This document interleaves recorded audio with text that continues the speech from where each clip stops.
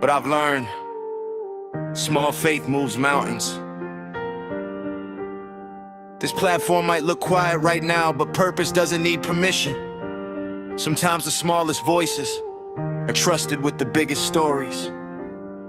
I don't got it all, that's why I pray. I lift the names when I can't find words to say.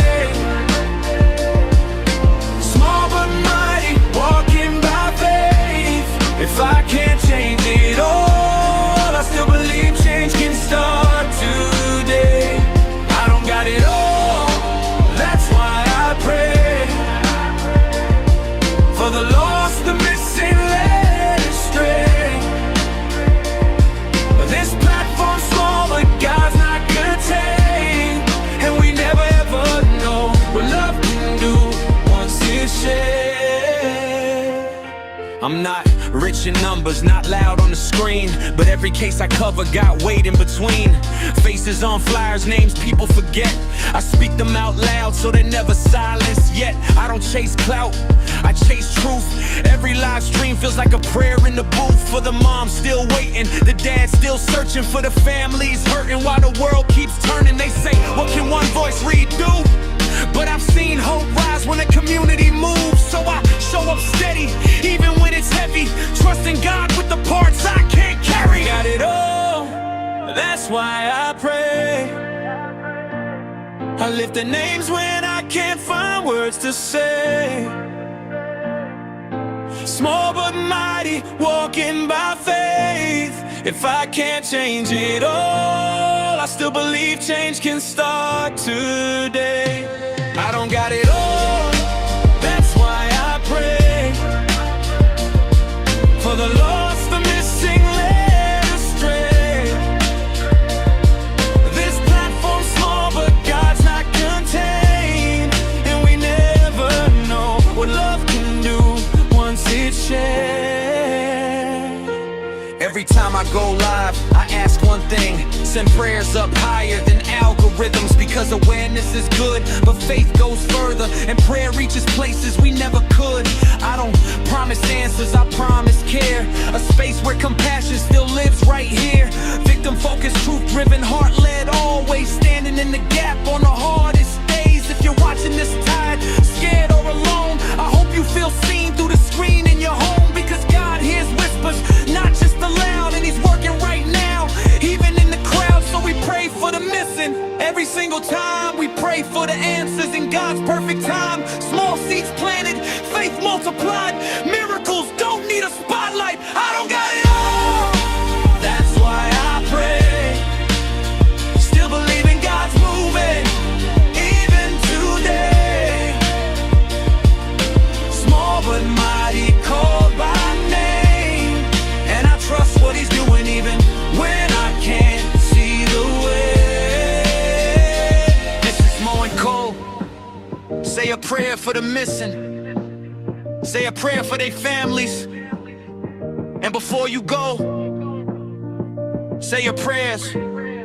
Take your vitamins. And remember, even something small can do really big things.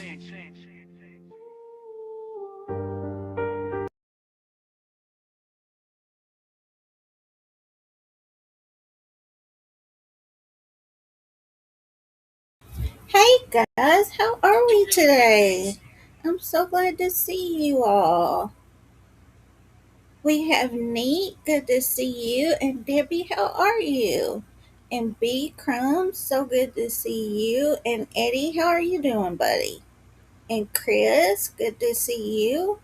Hey Ben, how are you? I'm so glad to see all you guys. And Teacup Cracking, so good to see you. It's been a minute, you guys. I have the last time I was here, we spoke about Kayla, and I believe that she was still missing at that time, and she's unfortunately been found deceased, and not just deceased, but murdered in a horrific way. And I believe there's 5 or 6 people altogether that's been arrested for her murder now, and I wanted to come back and talk to you guys about that. But I don't know if any of you guys have experienced them, but I really wouldn't wish them on my worst enemy. But I had like 3 panic attacks, and I don't know what it was, if it was like the first Memorial Day without my dad, and then Father's Day coming up, or what it was. But the thing that sucks with panic attacks is, hey, hippie, good to see you, is you feel like you're passing away, and then that makes your anxiety worse, and it's just like a total cluster. It's just an awful cycle. But I am feeling better today, and I have been following Lindsey's case since a few days after she first went missing. And I shared about it on my community tab. So even if I can't go live or something, I do post on my community tab. So you guys, please check it out there. And like I always say, you can screenshot my information and share it, the missing posters and stuff. And you don't even have to share my channel. I don't mind one bit about that at all. Um, but so, and today is the first day that I really felt like, and I wanted to get her information out, because I haven't seen it on any national news at all. And I first saw about her case on Facebook. But there is one update that I want to tell you guys before that, too. Remember, we have been talking about Nikki Winder, too, for a few months now. It's hard to believe that it just passed 3 months since she's been missing. She was last seen on February 25th of this year in a place called Bryan, Texas. And it's like FM 174, I believe. But and her car, she was at work. She is a caregiver. I always get caregiver and caretaker confused, but she is a caregiver. And she left work at 3 p.m. that day, and by 4 p.m. her truck was found burning on an oil pad site. And thanks, guys. Thank you so very much. It's really rough, but we'll be all right. We will absolutely be all right. Um, and so her truck was found. So she was last seen at 3, and within the hour, her truck was found burning on an oil pad, and she hasn't been seen since. And they and her boys, you guys, her boys are they speak up for her. And at first I blurred their faces, but they have come out to the public now, and they're speaking up for their mama, and I feel awful for them, you guys. Since then, there has been a few updates that we've spoken about. They do have the picture still of the UTV or ATV that they speak about, that it was seen on video leaving the spot where her truck was found, and they're still asking for, if you know where that is. And they recently came back and said that there was unfortunately enough blood found there where she was working at, in the driveway there. And they said now they come out and said that it's enough blood for a serious injury. And that's really, really upsetting. They said that usually it takes 18 to 24 months in Texas for DNA results to come back. But so I thought 3 months was a long time, but I guess that they say that's a great amount of time. But so I wanted to show you guys a little video about that, and then we'll get into Lindsey's case that we're here to speak about today. So it's been a few weeks, so let me see if I can. It'll take me a minute to get into sharing and everything again, but we'll get it. Absolutely. Blood found on the property where Nicole Winder was last seen has been confirmed a match for the missing Brazos County woman. Thanks for joining us. I'm Rusty Surratt. We're going to begin tonight with that breaking news. Brazos County deputies making the confirmation today, and it is the latest development in the search for the 53-year-old who's now been missing for more than 3 months. Dylan Chris Watkins has been following this story from the very beginning. And Dylan, I know you spoke with the sheriff today. Yeah, yesterday marked 90 days since Nicole Winder was last seen. And in 90 days, you guys, they haven't given a press conference, which is kind of upsetting. And well, thank you guys for always coming, Debbie. Absolutely. I was telling somebody the other day, I was like, I give my heart away with each one of these cases. If I couldn't choose, one out of all of them, but somehow the Lord makes my heart grow even bigger. Sometimes it breaks, but I just move on to the next one and try to do all I can for that case. But without you guys, I would be talking to myself. So thank you so very much for that. But efforts to find her have not slowed down, with updated rewards and billboards like this one pleading with people to come forward with information. And now today, the Brazos County Sheriff's Office confirming that blood found at the residence Winder was last seen leaving was a match and likely the result of a serious injury to the Brazos County resident. Combination of having blood at the location and the truck being burned gives us serious concerns about her well-being. And so we're just doubling down on our efforts to investigate the case and locate her. It's been 91 days since Nikki Winder vanished, and Sheriff Wayne Dickey says this. A few weeks after she vanished too, you guys, her brother was arrested, and I haven't told a whole lot about this part because I'm not sure that it's connected at all, but I feel I would be amiss if I didn't at least say this. Her brother was arrested for solicitation. And he does live near this area where she worked and where her truck was found too. And they searched 2 of his properties, and they also searched his phone. And when they were searching his phone, they found some evidence of solicitation. So he was charged with that. And he bailed himself out of jail. And I haven't heard anything else about that. Their family, it says the Winder family, they did put out a statement, but her boys, they wanted to be adamant that that was not about them. They are not included in that statement. They don't have a lawyer. It was a law office that put the statement out for the quote-unquote Winder family, but her boys put their own statement out and said that absolutely has nothing to do with them. So I wanted to be sure and tell you guys that too. But that was in the middle of April, and I haven't heard anything else about that. But I feel like I needed to say that too.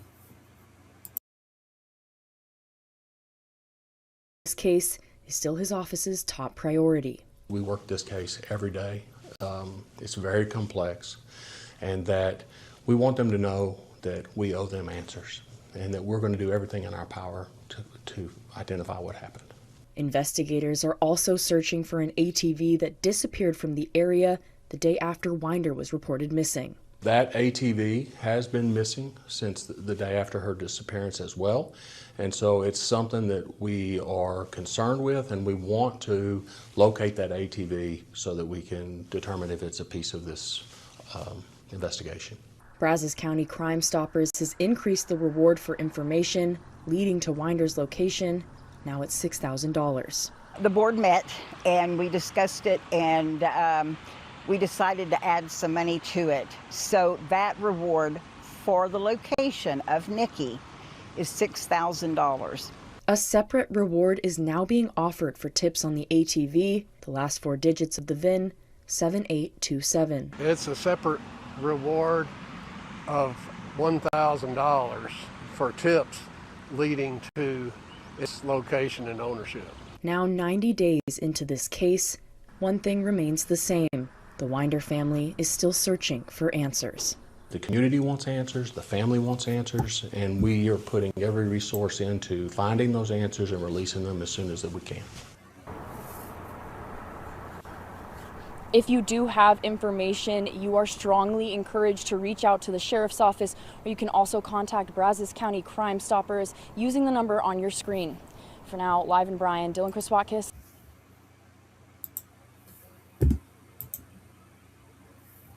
So I just wanted to tell you guys that that update came about Nikki, and that they did increase the reward. So it's $6,000 now for her location, and then there's an also separate award for the ATV. And they give the last four digits of the VIN, and they said it's been missing since the day after she went missing. And so I think they know who owns it, but somebody stole it or they can't find it now. That's what I gathered. Um, so now I want to tell you guys a little bit about Lindsey. I don't know a whole lot about her. You guys know that I like to tell you what I do know about the victims personally first, but I don't know a whole lot about her. She's 35 years old. She's 5'2" tall and 125 pounds. She has long brown hair and brown eyes, and she has pierced ears, they say, but she never wears earrings. And she has a tattoo on her right shoulder depicting 3 stars. And the help numbers are scrolling across the bottom of my ticker, and they're also in my description. And I also made a community post for her a few days after she went missing on my community tab, so I have all that information there. And she is from Edina, Missouri, and Kayla was also from Missouri. So I don't know how I ended up with 2 Missouri cases right in a row, but and the mayor of Edina, she says that from what she remembers, that Lindsey is quiet and very sweet, and she's always smiling. And that's something that her neighbor, Mr. Fink, said too. And he said that he would see her walking in the mornings, and that she was really good with her daughter. She also has a 14-year-old daughter, and I believe that was the only other person in her house with her the night that she went missing. So it was 2 weeks ago today, you guys, that Lindsey was last seen. A beautiful girl, absolutely beautiful.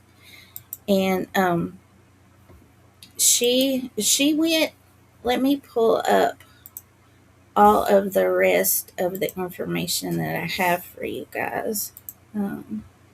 So she worked at this place called the Blessing Center, and it is like an assisted living home, and for people that have a hard time caring for themselves, right?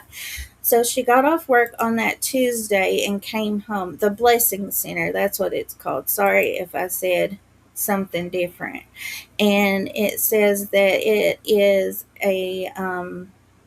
so seniors live here too. And we are licensed to accommodate 51 residents. Our community provides care for individuals 18 years and older. So after she got off her job there, she made it home, and it was around 11 p.m. that night. And this is where she was last seen at. And she left her car, her keys, and her cell phone behind. And they actually found her cell phone in a ditch by her house the next day. And this is her car, which she left behind, you know. And her daughter says that, and the reason that we have what her daughter says is because her daughter's father gave an interview. There is a newspaper in this area called the Edina Sentinel and Muddy River News, and that's where I'm getting all my information from. But he gave an interview, and he is telling what his daughter told him and what he knows.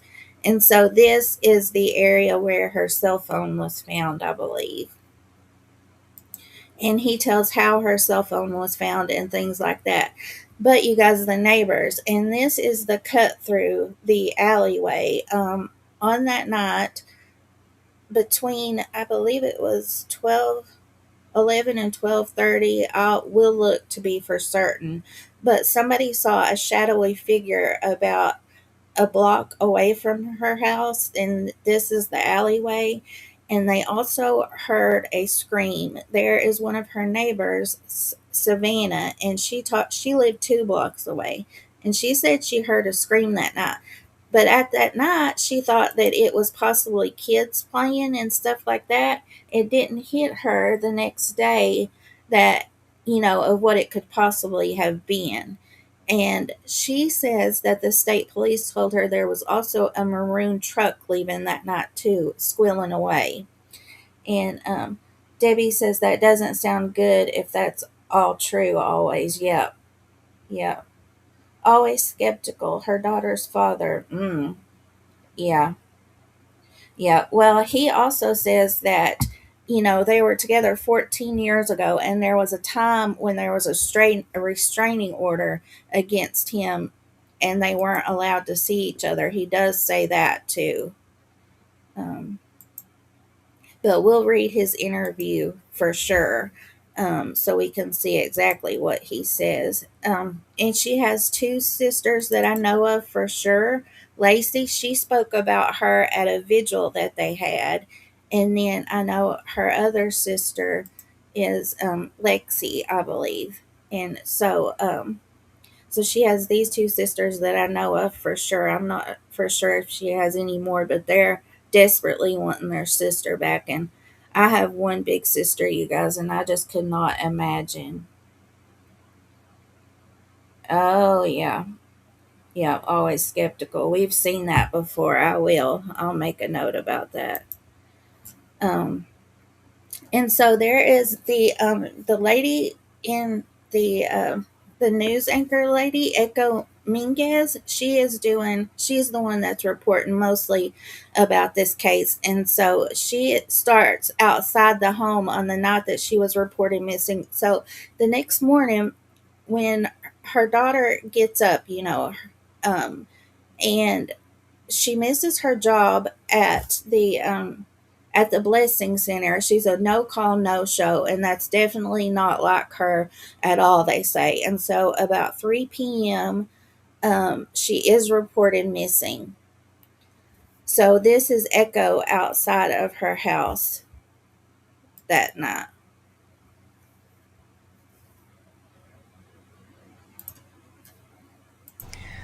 Hi, I'm Echo Mendez. I am here in Edina in front of 510 North 5th Street, where a woman, Lindsey Watts, lives and has been reported missing earlier today. I'm going to turn this camera around.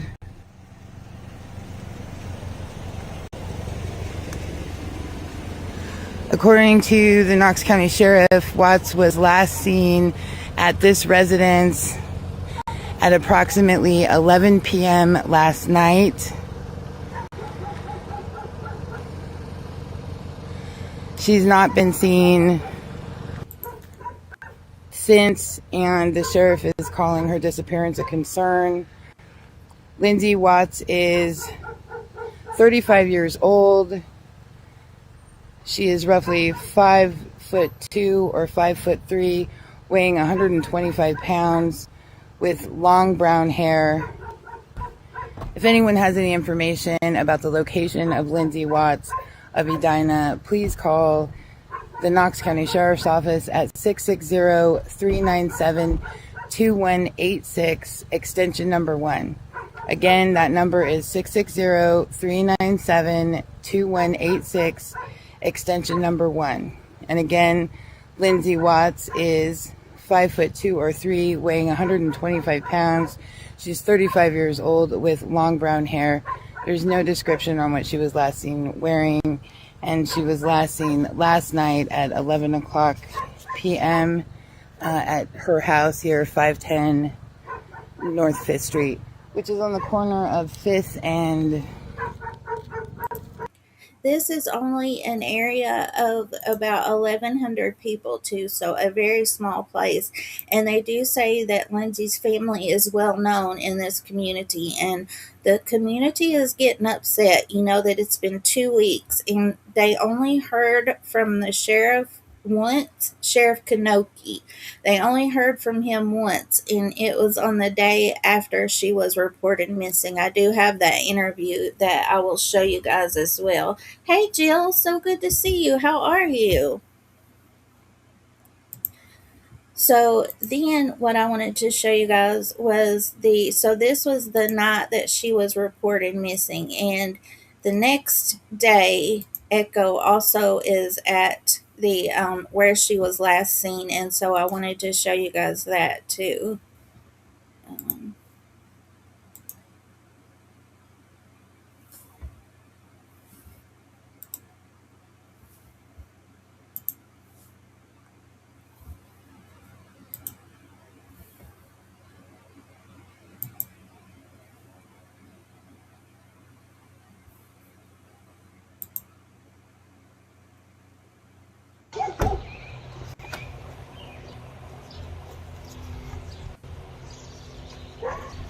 I'm Echo Mendez for the Edina Sentinel and the Nemo News Media Group. I am here in front of 510 North 5th Street in Edina. This is the home of Lindsey Watts, who has been reported missing.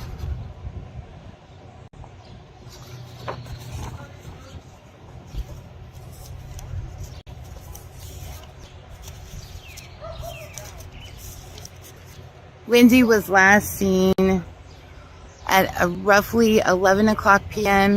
here at her residence by a family member. This residence is located between East Smallwood and East Marion Street on North 5th Street. We're about a block or a block and a half as the crow flies northeast of CNR Market in Edina. Lindsey is 35 years old. She is roughly 5 feet 2 inches tall. She has brown eyes, long brown hair, weighing roughly 125 pounds. A description on what she was wearing when last seen is unknown. More details about Lindsey's disappearance.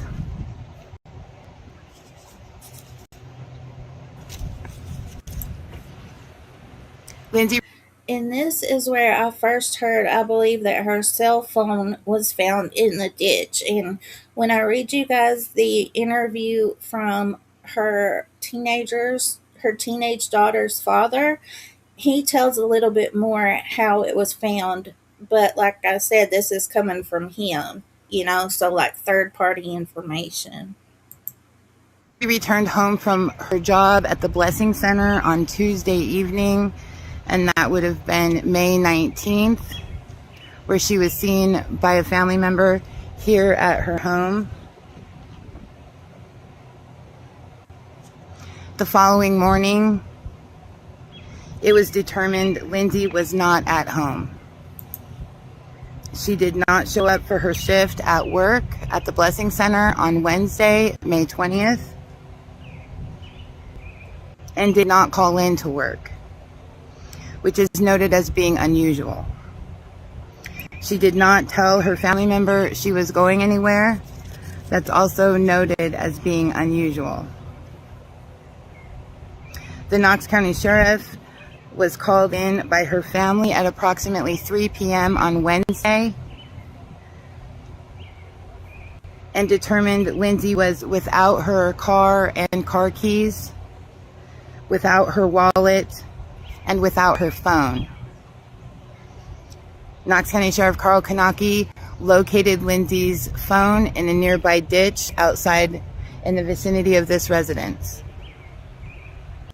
He's calling Lindsey's disappearance very concerning. Anyone in the area with surveillance cameras is asked to check them for activity and report any movement or vehicles between 10 p.m. and 2 a.m. So this would be Tuesday night at 10 p.m. to Wednesday morning at 2 a.m. So they want you guys to check anything from Tuesday night, May 19th, from 10 p.m. until Wednesday morning at 2 p.m. Always Skeptical says, thank you for covering this. Edina is a tiny town in a tiny county, so they have limited resources. Well, I'll tell you, we don't care a bit. That's the exact cases that we like to cover here. The ones that aren't in the algorithms, that don't have a lot of coverage. And because we always say here, it just takes one set of eyes, the one right person to see, and who knows, so that's what I want to do. I want to do that for people. So now I wanted to show you guys what Mr. Fink says. He is a retired state trooper, he says. And there is one part in his interview that I'll stop when it gets to it so I can tell you guys what I'm talking about and see what you guys think. There's one thing that he says. It's a short interview here.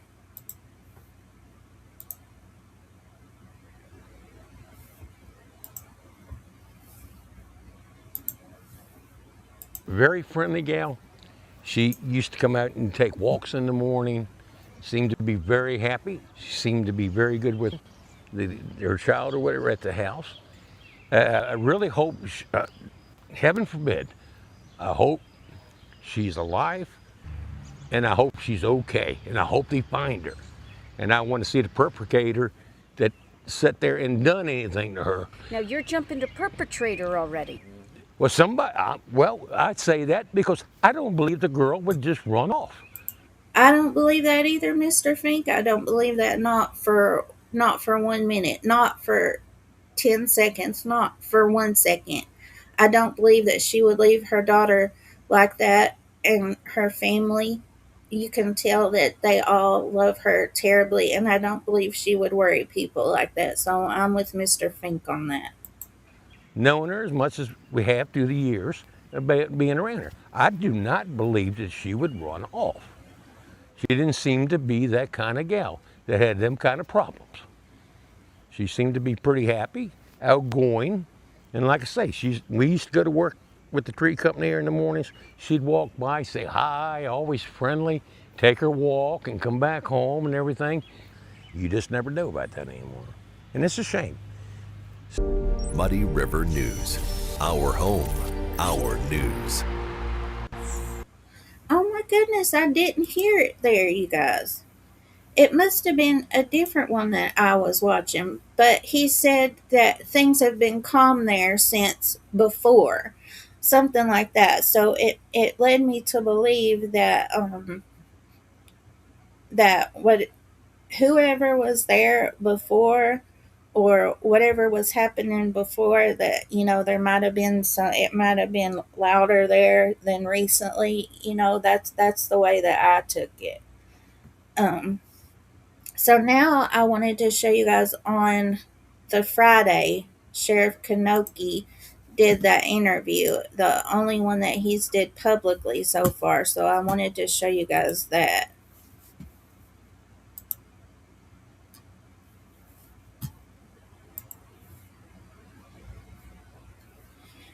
It was Echo that spoke to him again. She's on it.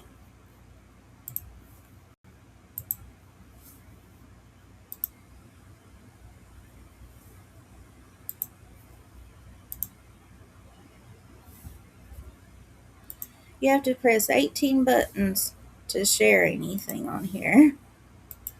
I'm Echo Mendez for the Edina Sentinel and the Nemo News Media Group. It is Friday morning, May 22nd.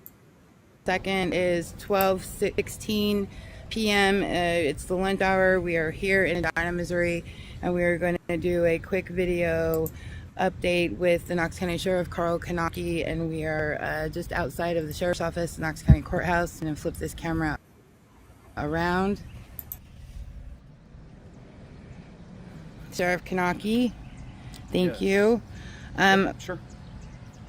So can you just give us any information on the disappearance of Lindsey Watts? So obviously, I mean, it's been out there, and I think the people have a pretty good understanding that she come up missing Tuesday night into Wednesday morning, and the circumstances behind that, are not going to be released at this time due to the integrity of the case, as this is an active and ongoing investigation that is in full swing. I just wanted to address the people that I have confidence that when it's the right time for me to release things to the public, I will address you as so. And now is not that time, so please be patient with us and understanding that we're doing what's best for the integrity of the investigation and all of my citizens as a whole. Without revealing any information about the actual investigation, can you just speak to the amount of man hours you... I wish she hadn't cut him off there. I know it's easy to do when you're talking to somebody and thinking what you're going to ask them, and like I've had like 2 interviews, and she's done a lot more, so don't get me wrong, but I was just curious about what he was going to say there. Put in since the original report was made to you on Wednesday afternoon? Hundreds. So we're in full swing here. Okay, we've got multiple agencies. We've got the Highway Patrol, the Kirksville Police Department, surrounding agencies, Lewis County Sheriff's. I've had a lot of agencies that are assisting me in this investigation. We've got analysts. We've got we've got everybody down at the state that are doing things for us. There's a lot of behind the scene things that are happening that we're not putting forth to the public, and we are moving forward. Those things take time. There's multiple agencies that are working on this continuously around the clock. We've been solid for the last 2 days. Can you give us an idea about your tip line, calling the sheriff's office, and the information that's been reported through there, just kind of maybe the volume of tips you've been receiving over the last... Yeah, so thank you to the people, and this is why I'm so honored to be the sheriff and serve this community, because when something happens, we come together, and we are getting tons of tips. And I agree with the sheriff on this, that their community does come together. It's one of the neighbors that didn't even know Lindsey well, I don't think, Savannah. She has been doing a whole lot. She organized the search party this past Saturday, I believe it was. We have an interview from her too, and the Dollar General donated stuff for that, and a lot of people came to the vigil. I'll show you guys what her sister said at the vigil, and a lot of a preacher and a pastor spoke, and it was really beautiful. I watched the whole thing, and so I do think everybody in this community is doing what they can. And he says they're getting a lot of tips, so that's great too. A lot of times these cases don't get any tips. So too many tips. There can never be too many tips, I don't think. We've got as many people as we can that are following up on these tips, and they take time. And I am so thankful.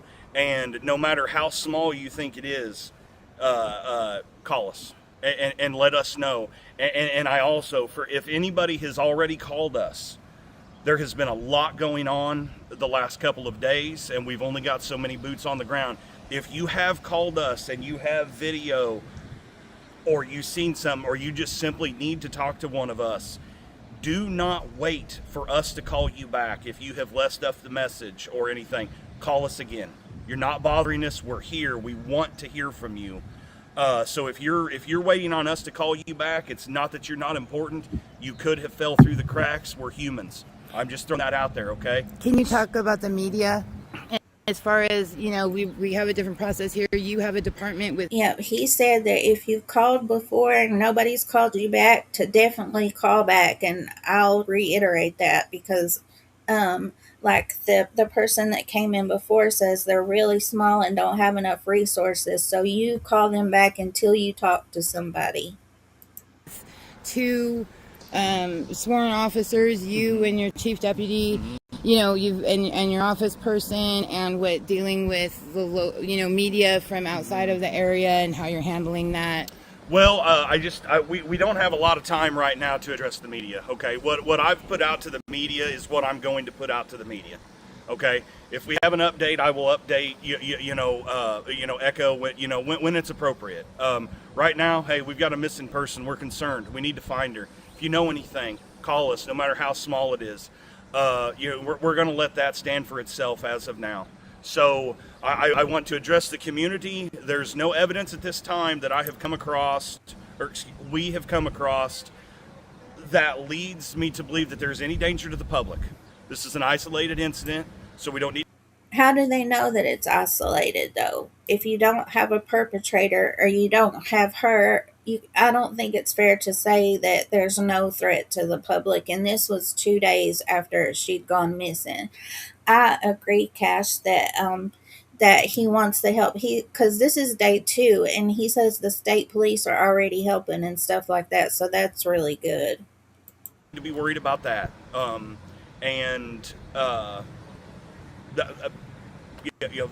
That's about it.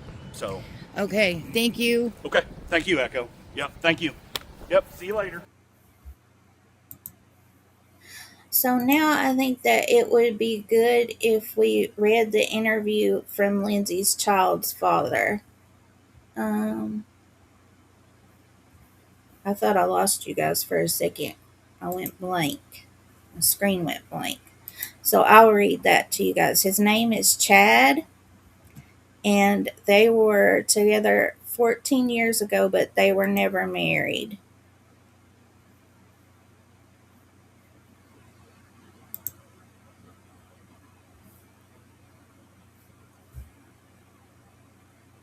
Hang on, guys. I got that hourglass. There we go.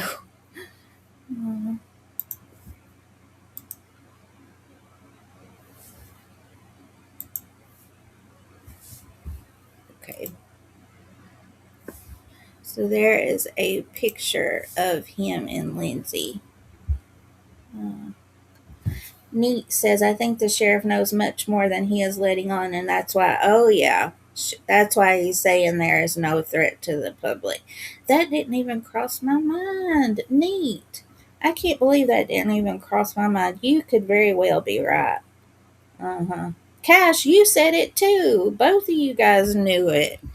That's why I like to talk to you guys about this stuff.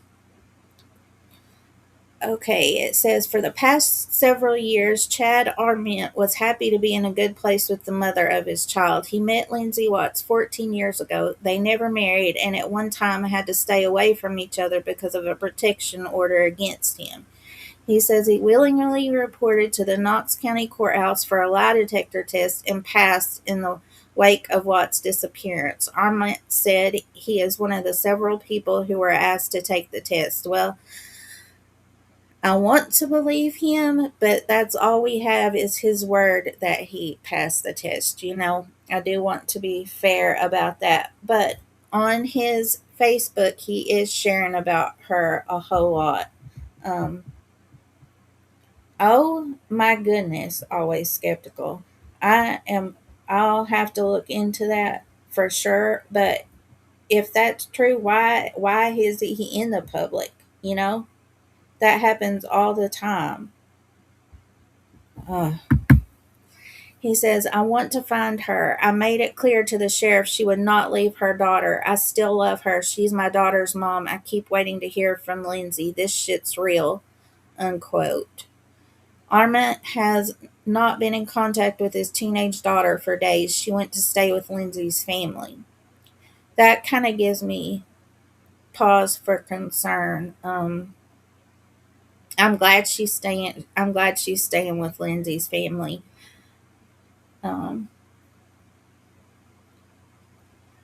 But he did share with Muddy River News that she shared with him the morning after Lindsey was seen. So this is his account of what their teenage daughter told him.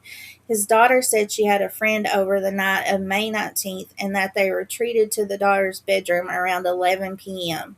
they were playing a game on the phone with a cousin, but could hear Lindsey talking with a man in the house.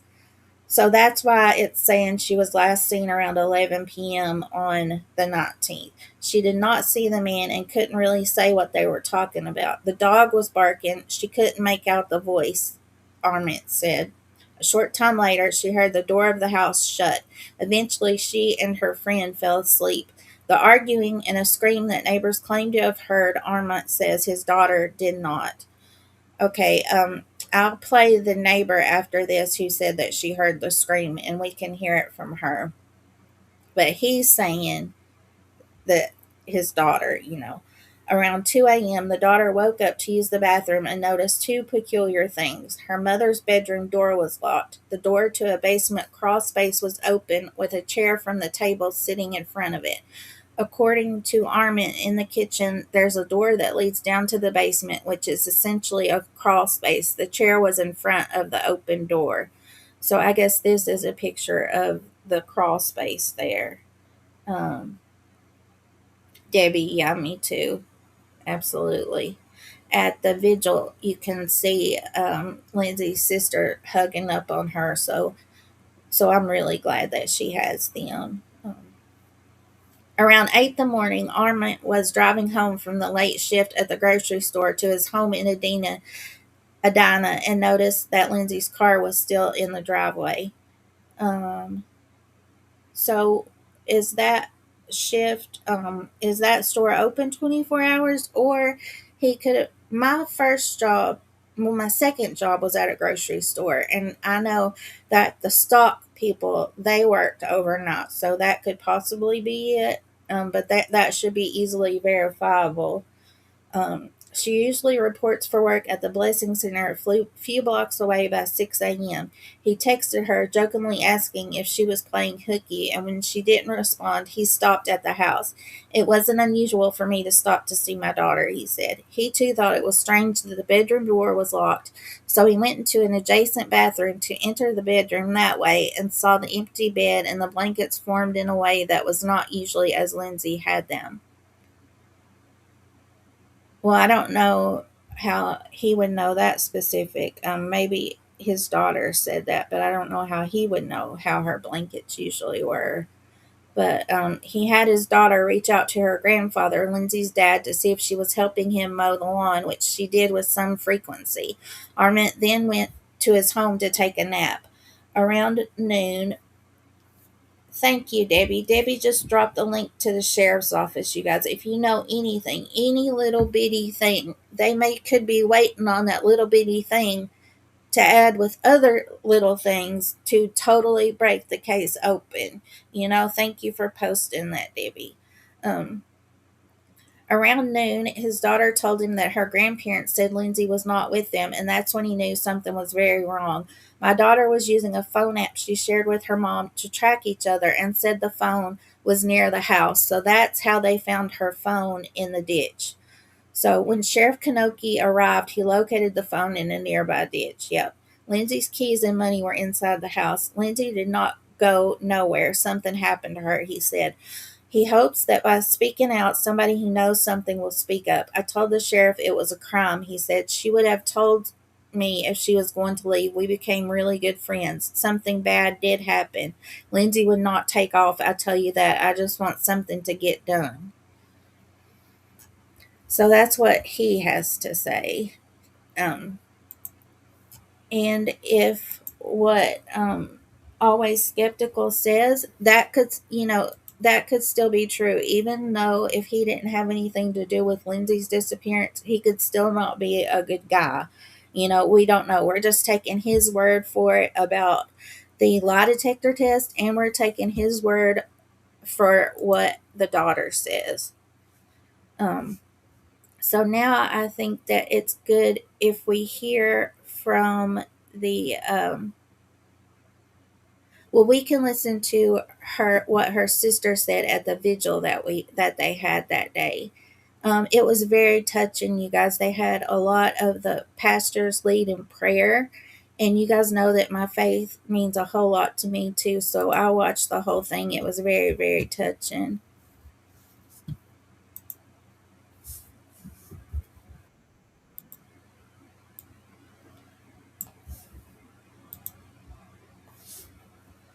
This is her sister Lacey, I believe.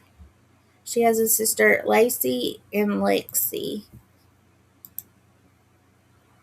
They're all really pretty girls.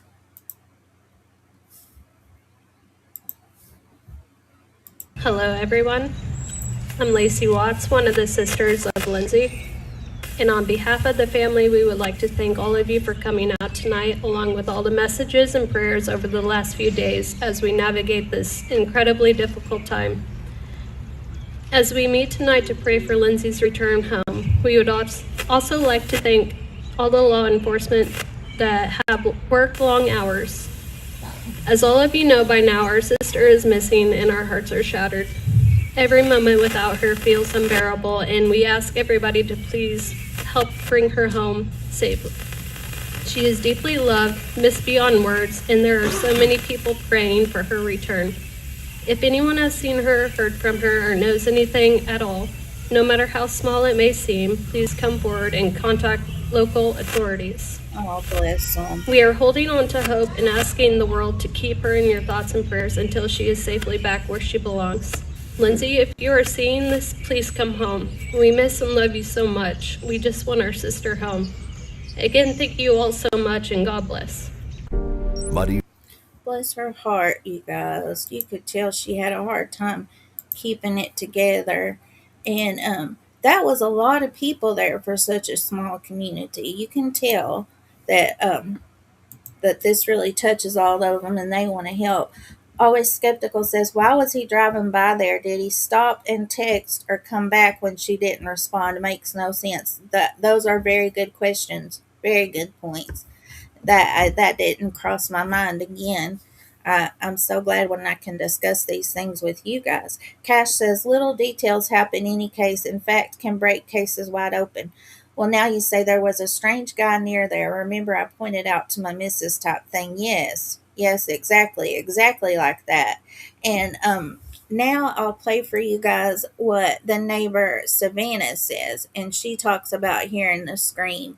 And she said it didn't hit her that it was a scream until the next day, that it could possibly be that.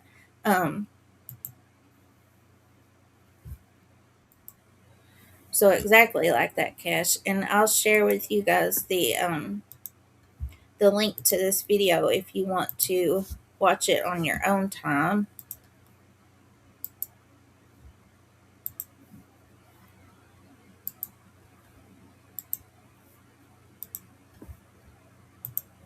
Okay, now let me come back and get you guys.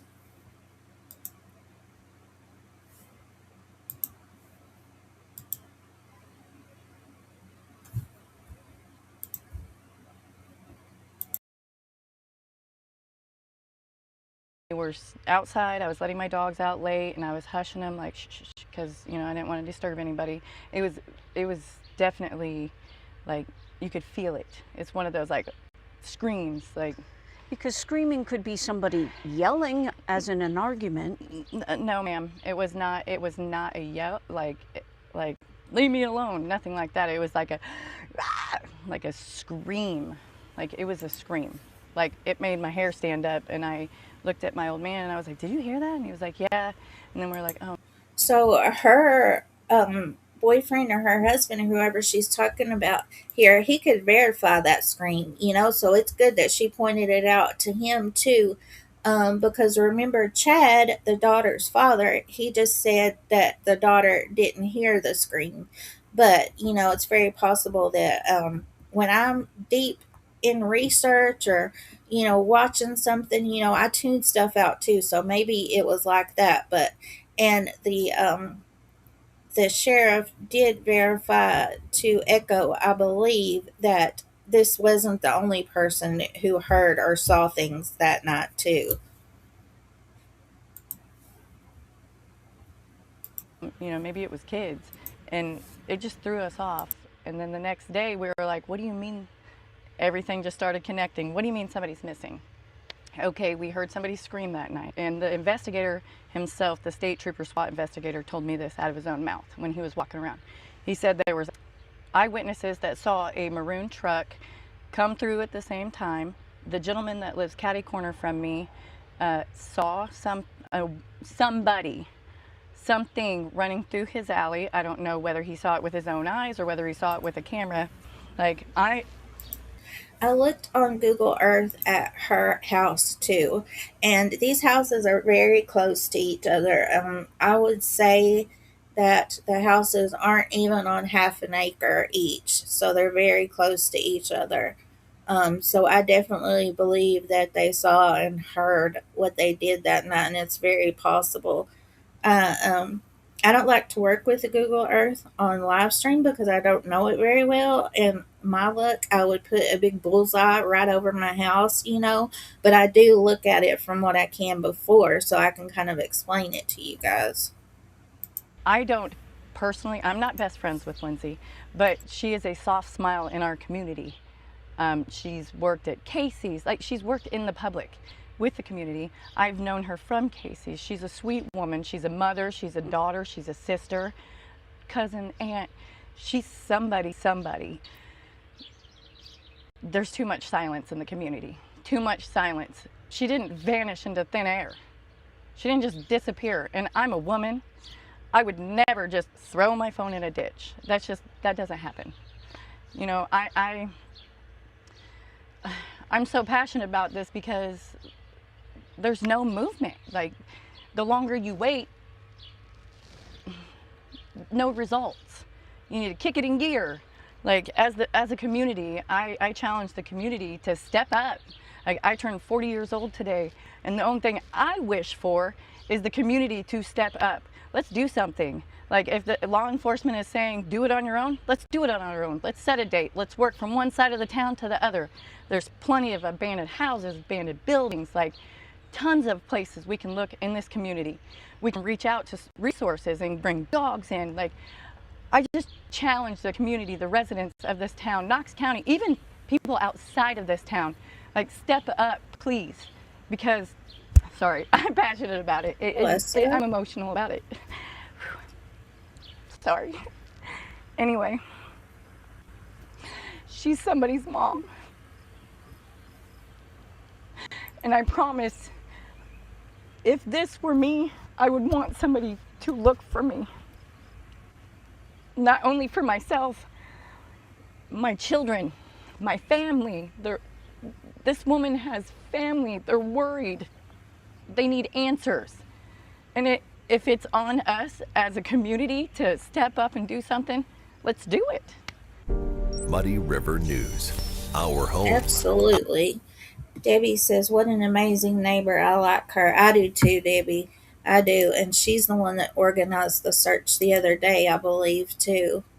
She says she's somebody's somebody. Absolutely. And she's her daughter's whole world, It's good to see you, Carl. Thank you for coming by. So now after that, let me see. Savannah's interview was on the 29th. So the 30th, the next day, the officials, I'll show you guys what was put out. Which I can understand it from both sides, The officials might be waiting on that one more thing like we talk about to make an arrest or something like that. But I also understand the community too, absolutely. It says Edina officials ask public to trust process in Lindsey Watts case as a search for missing Lindsey Watts. So this is on day 10. Knox County and Edina officials are asking the public to trust the investigation process. So let's see what this says. I usually try to find it on YouTube so that we don't have to watch the commercials, but sometimes I can only find it on here. So I'd say we'll get a commercial. We'll see. Yeah. Hopefully it's not. Well, we got 10 seconds, guys.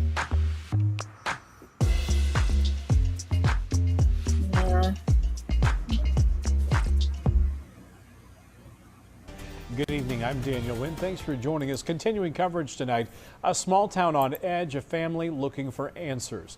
Lindsey Watts went missing 10 days ago from her Edina, Missouri home. She was reported missing after she didn't show up for work the next morning, and she did not have her phone or wallet or keys on her and left her car there at the home. WGEM's Zeke Shapiro visited Edina today and spoke with residents and officials and has more on the investigation. As the search for Lindsey Watts continues, the public's reaction is one of fear, confusion, and shock. Officials in the town, however, are stressing for the public to trust the process as they try to uncover what happened to her. I think the community is just a little on edge. With Lindsey Watts' whereabouts still unknown and no major trends released by the Knox County Sheriff's Office, community sentiment is starting to sour. They're wanting answers. Probably a little frustration because they're not getting the answers they want. Edina Mayor Linda Kerr says the frustration within the community comes down to one thing. This stuff doesn't happen in a small community. I spoke with Knox County Sheriff Carl Kanaki over the phone today. He says the clues the investigators have found are leading them to take a certain angle on how to attack the case. Residents told me Watts and her family were popular in the community. Kerr says that could be playing a factor in the frustration. I know her mom. Well, I don't know if I would say that, because I feel like these people like Savannah, or the others, I don't think they're necessarily wanting answers or trying to find Lindsey so much because her and her family are popular in this community. I feel like these people would be the same way if Lindsey had just moved to this community, so I don't know that I would agree with her about this. Worked at school. They mowed a lot of lawns. They were just very well known and very well respected people. So as the investigation continues, Kerr has one message for residents. Take a pause, be supportive of the family, and just continue to pray that Lindsey comes home. The Sheriff Carl Kanaki tells me that there's really no information that he can give out that, as he said, will help either the situation or put the public's mind at ease. He said it's still a very open investigation. Reporting in Edina, Missouri, Zeke Shapiro, WGEM News. Thanks, Zeke. And Watts was employed at the Blessing Center there in Edina.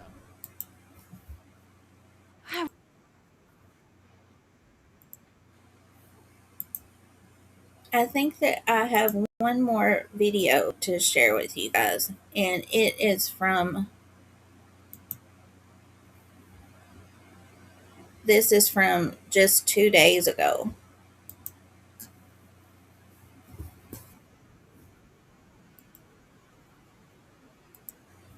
And it is from the recent search that they did. It's on YouTube, so we won't have to watch any commercials this time.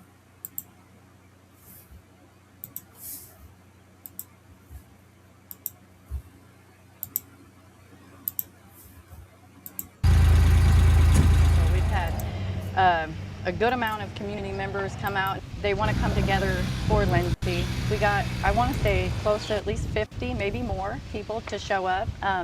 We've had people go out in groups and search areas that they were used to and stuff like that. No trespassing, only public areas. We're here to help. We're here to get Lindsey's name out there and keep it out there. Hello. I read an interview today from a drone operator, and there wasn't a video to go with it, but he said, and this hadn't hit my mind either, that the boots on the ground searchers, they can't go on private property without permission, and I'm not even sure if they can go with permission, probably. But the good thing about drones is you don't need permission to look over, and they can get in places where boots on the ground can't get. So that was a really good thing. And he said that he is from Moberly, Missouri, and that's where Kayla lived and where she was found deceased, my last live stream. So it's just, the way it's crazy connections like that, I think. But Savannah, I believe she's the one that got this search together, that neighbor that we were just watching. There As a she Christian, is. we believe that the community is also the church, Big C.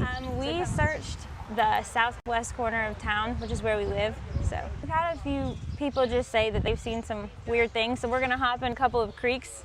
So they said they saw someone soaking wet in the middle of the country, so we're gonna hop in some ditches and just see what we can see. And in terms of people saying, what use does this do?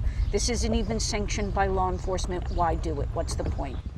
Well, it's drawing awareness, you know, and everything counts. Everything matters. You don't know what you're going to see or what you're not going to see, but also, I mean, can you imagine being a little girl and your mom's missing, or a sister or a daughter? You want to know that the community's behind you and showing support, and so I just think it's important that we show that love for her. And she's made in the image of God.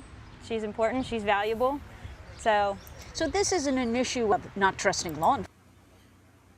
Cash says that he believes that the media should only be sharing. And that's exactly what I believe too, especially the ones, well, I think all of them, but especially the ones on YouTube. We should only be sharing and bringing awareness. We're not going to solve any cases, you know? We're not out here investigative reporters, you know? So I feel you, Cash. That gets me too. I love you back, Elizabeth. How are you? Enforcement. absolutely not. It's just supporting our community and showing love for our neighbors. There's a couple of them, hun. Okay, I'll pass them out at work. Thank you so much. You're welcome. Appreciate And it. you guys need anything, let me know. Okay. It is one of Dollar General's goals is to be serving the community. What better way to serve the community? And my boss is like, what do they need? And I'm like, they need this, they need that. I've known Lindsey for years. And when you heard the news that she was missing? It broke my heart. Because, I mean, her daughter, 14. Lindsey's a really sweet lady, and, you know, I used to work with her at Casey's when I worked up there. And I've always liked her. You know, she's a nice person.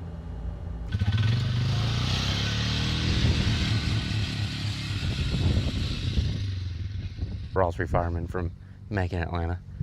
And so we seen it all, and I called the Atlanta fire chief and wanted to know if he wanted to come out here with me and my dad, and he said yeah. So what are you looking for in particular? I just laid down weeds, tire tracks from, you know, big trucks. Look for mud tires or all-terrain tires. Tire tracks into the weeds, or laid down trees, brush piles. We're looking to. Oh, that reminded me, you guys, the drone operator. He said that he looked over places that had supposedly been searched before, and he didn't see human or tire tracks or anything. He saw a lot of animal, like turkey tracks and stuff like that. So I thought that was interesting. Brush piles. What do you say to folks who argue this is a shot in the dark? As a son, I keep, you know, I would look for my mother. I just keep looking. I know it's kind of a long shot, but chance is never zero. So. Where are they? Why wasn't our sheriff down there at the, you know, meeting place at Dollar General? You would think he would want to support all of us coming together. Some might argue, well, because they know something we don't know, and they know that a search might not be necessary? I mean, yeah, let us know. Or, you know, we're a pretty tight community, and a lot of people know a lot of people. Somebody knows something. Somebody's got to know something. Absolutely. But at least he could get on the news and say, hey, you know, we've searched this, we've done this, you know, say something. But they just haven't said anything. We don't know anything. I just hope she comes home. I pray that she comes home safe and sound, and everybody can get together and, you know, have, I don't know, cookout or something. That's how we are around here, have a little cookout. Absolutely. And I reiterate what she just said. Nobody's going to be mad. I don't think that Lindsey is out here worrying anybody, but on the off chance that she is, just come home. Nobody is going to be angry with you. Like this lady said, they'll have a cookout. They'll be really glad to see you. Not one single soul is going to be mad, I promise. And if it turns out she left on her own and does come home, No problem. Nope. Open arms. Yep, most definitely. Muddy River News.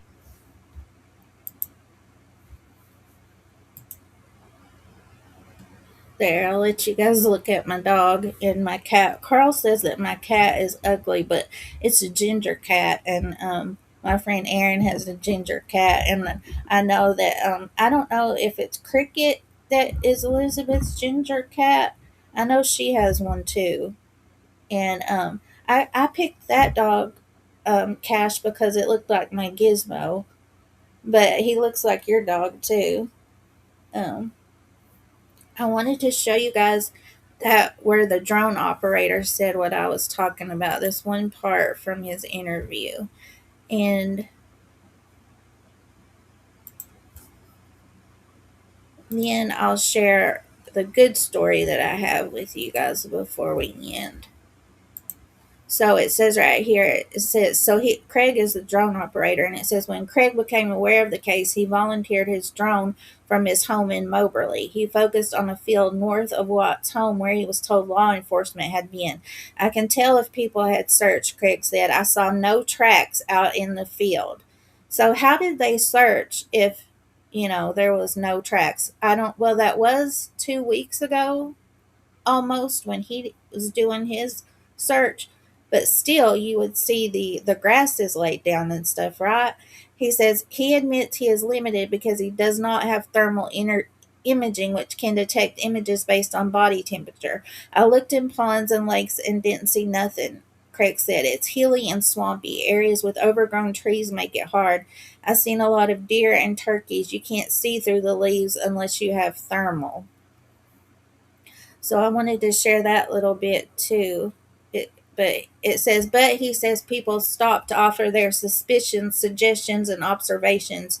He will use their input to target certain areas the next time he visits, and there will be a next time. Well, I'm really glad that he's going to be helping, that everybody's helping. You can never get enough help. So I'll show you guys her photos one more time.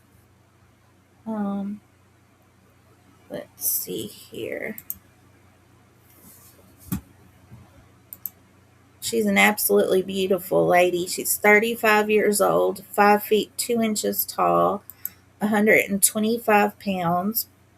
She does have pierced ears, but she rarely wears earrings. And she does have a tattoo on her shoulder. Let me see from my notes exactly what that tattoo is. On her right shoulder, depicting 3 stars. And I do have on my community tab all of her missing posters and photos that you can share if you don't mind. And please help me continue to pray for her in this whole community. They're suffering, you guys. All of them are suffering. But today, before we go, I want to tell you guys about this little fella named Cameron. And he's in North Carolina, I believe. And he was talking to this girl on, I don't know if it was Messenger or what, but he went to go meet her at this apartment complex. And when he got there, it was a setup.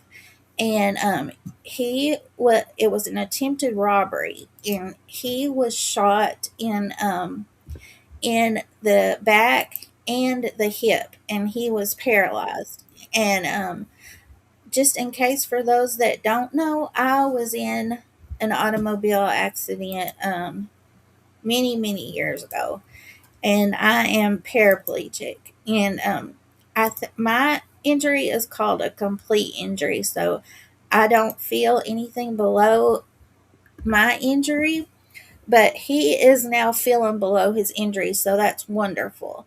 But he said that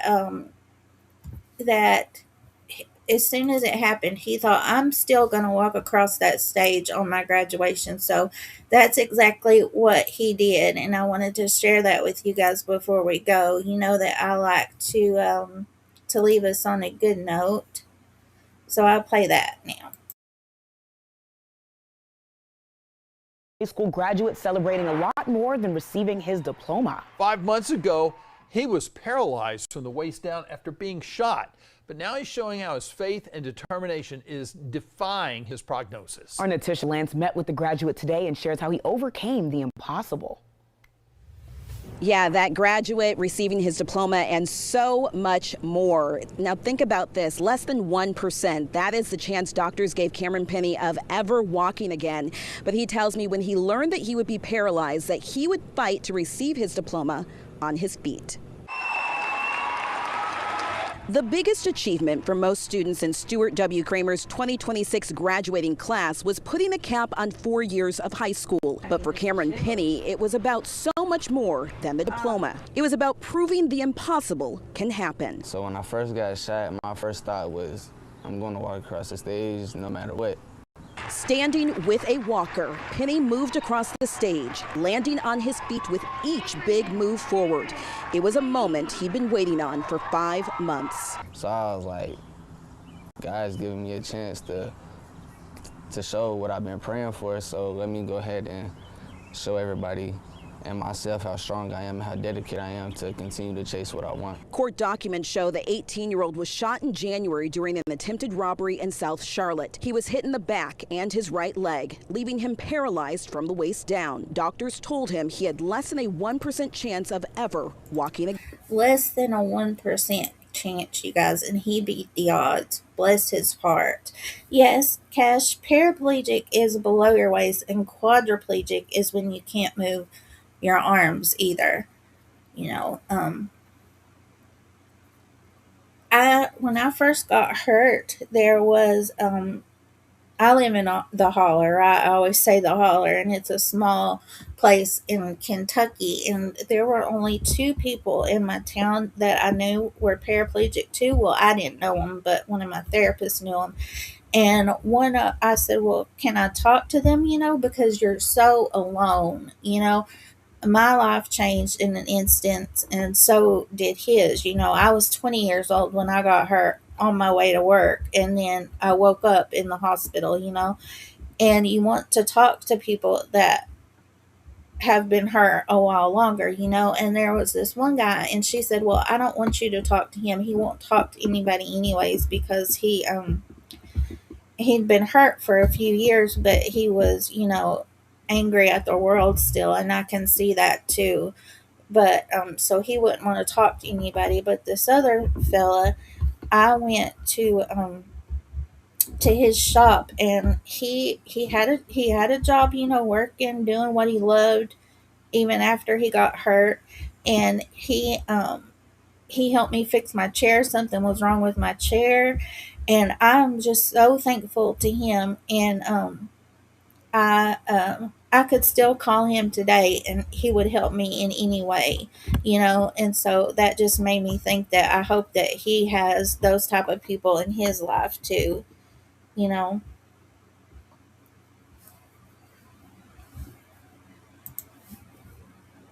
Again. They came and told me every morning when I woke up, and I was just like, God is going to do something for me. He says a newfound faith in God and determination pushed him to work hard during grueling weekly physical therapy sessions, building up to a moment he didn't expect. An auditorium filled with cheers and a standing ovation from his classmates. It was like a dream come true. Like, I never expect myself to be in a situation like that. Penny says he went from feeling nothing from the waist down to now feeling to his knees and some of his toes again. He says he's determined to be walking. So he can feel his knees and some of his toes now, which is awesome. Did you guys see his chair? That's what mine looks like too, right here, where you push yourself and it has the brakes on the side. To be in a situation like that. Penny says he went from feeling nothing from the waist down to now feeling to his knees and some of his toes again. He says he's determined to be walking with a cane by his 19th birthday in September.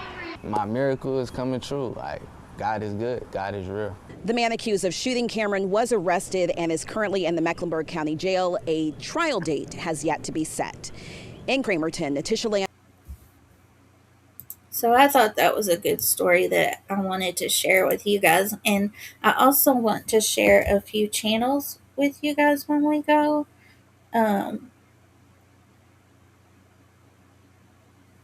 Yeah, Cash. When it still gets me down some days, but then I think, well, I'm going to go through what I'm going to go through anyways, so I can spend that time being embarrassed or upset. But, what good is that going to do me? And then I also try to look at myself from the outside in.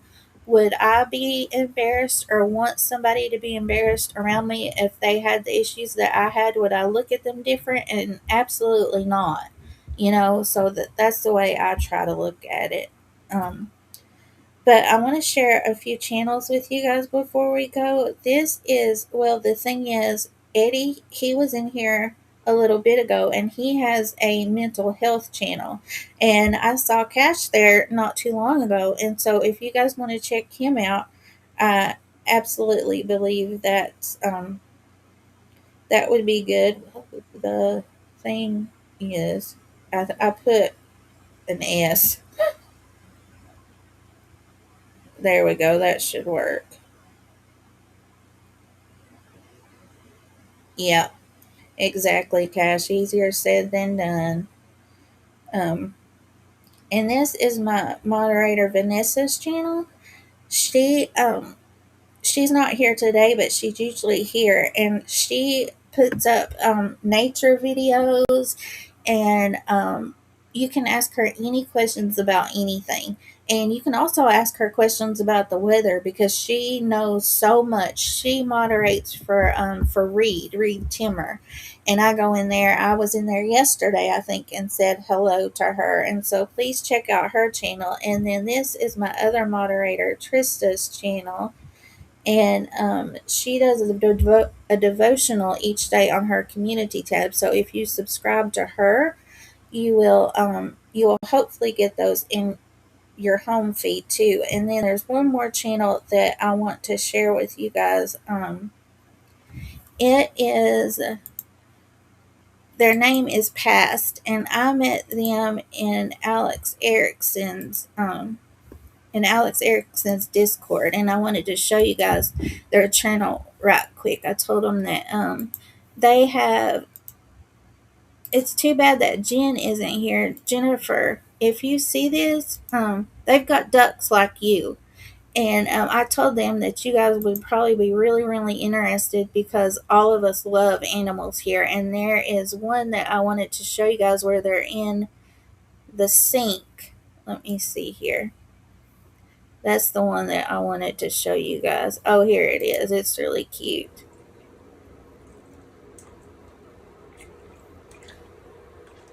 Well, it's not showing for me. Let me see. Oh, there it is. Let's see. Oh my goodness.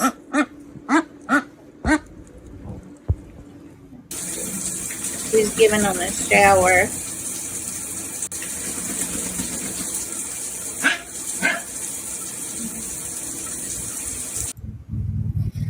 So I thought you guys might like her channel or their channel. I don't know which pronouns they use, but I wanted to show that to you guys too.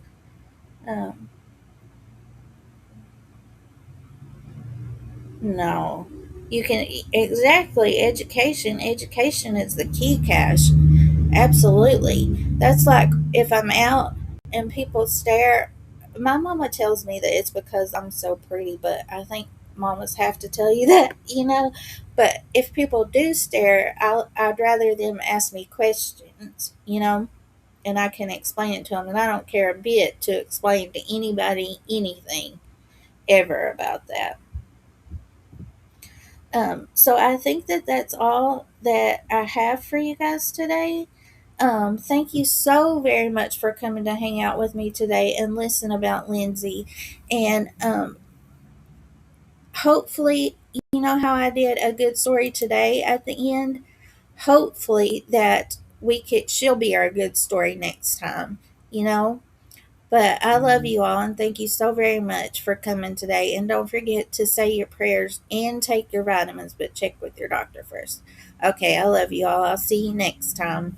Bye bye.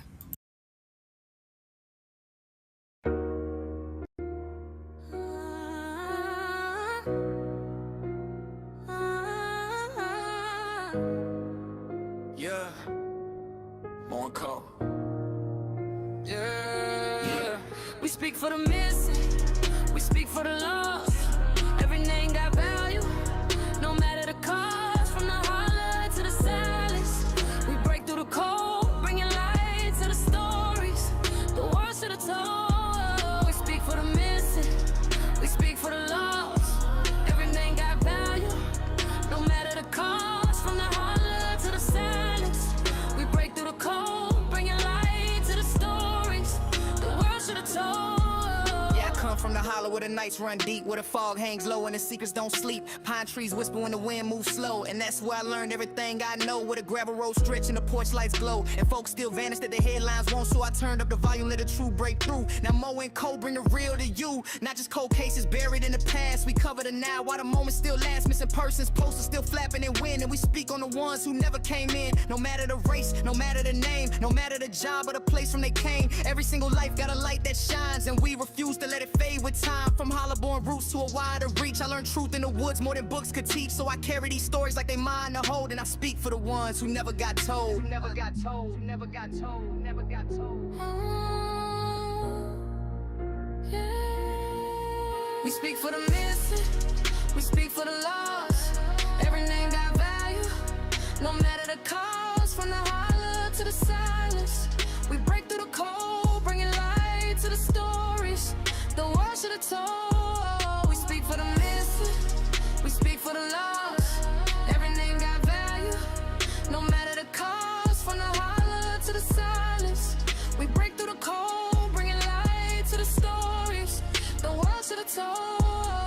Manhunt's active, headlines fast. We track every lead that the system let pass. Homicide cases where the answers stay thin, but we keep on digging till the truth come in. Ain't no glamour and pain, but we bring it to light. For the family still praying every long, lonely night. For the voices unheard, for the names on the wall. We stand in the gap when the silence fall. From small town hollers to city street grief, we chase every detail, we don't believe in relief. To closure is real and the truth is shown. In the missing of found, or they brought back home. Southern roots in my blood, but the reach worldwide. And I carry every story like it's by my side. No bias, no filter, just facts and flame. And respect for every single life and name. We speak for the missing, we speak for the lost. Every name got value, no matter the cost. From the holler to the silence, we break through the cold, bringing light to the stories the world should have told. We speak for the missing, we speak for the lost. Every name got value, no matter the cost. From the holler to the silence, we break through the cold, bringing light to the stories the world should have told. Yeah, you know what it is. From the holler we came, but the truth we give. Every case, every voice, every line that we trace, we make sure they seen. We get them space.